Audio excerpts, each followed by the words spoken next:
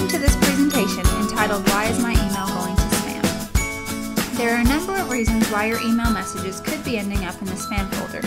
However, the top 3 include number 1, infrastructure issues. This could be incorrect SPF records, modification to your server without updating settings, missing domain keys or DKIM records, and so on. The good news is that infrastructure related issues are pretty simple to detect and diagnose and consequently easy to fix. Next is sender reputation, and this one is fairly obvious. And the third piece is content. This is the piece of the puzzle that's not so cut and dry. You know, back in the day, it used to be as simple as avoiding certain keywords or phrases in your email content, but it's not so easy anymore. Spam filters are far more sophisticated and look at things such as the type of messages being sent.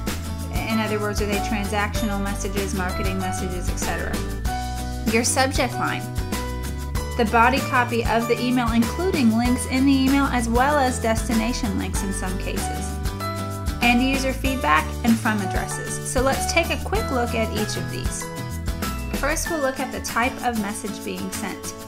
For example, updates and transactional emails are generally less likely to wind up in the spam folder than marketing messages or newsletters. Marketing messages are going to be quite a bit more scrutinized than, let's say, an order receipt. Next, we have to look at the subject line. This is again pretty straightforward.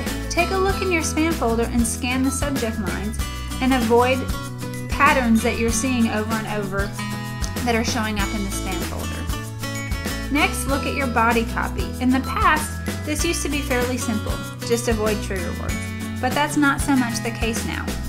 Sure, if you overuse certain words or try to disguise them with special characters, for example, instead of writing out the word cash using the $ in place of the S, or putting periods between the E's and free, and so on. You've seen those tactics before, and it's just not going to help your case. Now, when we talk about body copy, it's not necessarily specific to your content, but it's also compared against millions of email messages the ISP receives.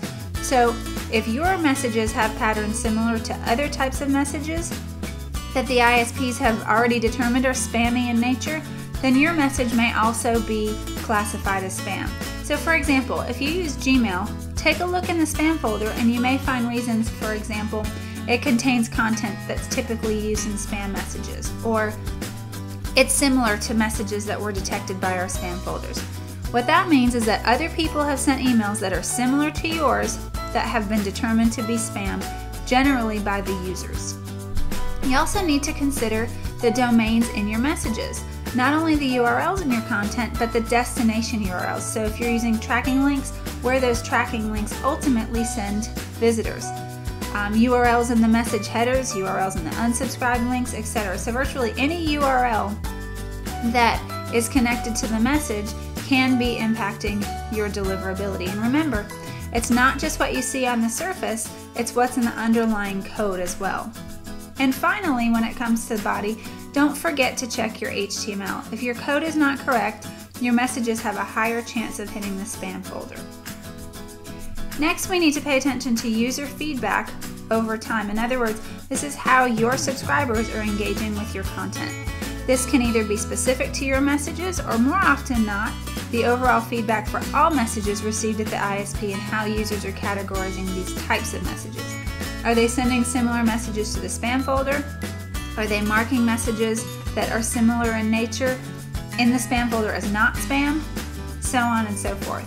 And certainly your individual user engagement will also play a big role in this. Next, we need to look at our from addresses. Aside from the from address domain actually causing problems, either due to a poor reputation, missing SPF records, and so on, we've seen that certain from addresses have caused messages to not only go to spam, but also specific email addresses. So in other words, not just domains, but individual emails on those domains. So for example, we were recently troubleshooting for a client who found their email in the Gmail spam folder with the following warning: be careful with this message. Similar messages were used to steal people's personal information. Unless you trust the sender, don't click any links or reply with personal information. This was a little bit strange because this is a good sender and there was nothing about the message that was at all that would lead you to think there would be an issue like that. Well, after extensive testing, we discovered that it was something about the actual email, the from address, not the domain. And we've seen this rarely in the past when using from addresses like info at or do not reply, but we've also recently seen it with just a client domain, so bob.smith@clientdomain.com, despite the fact that everything was authenticated properly.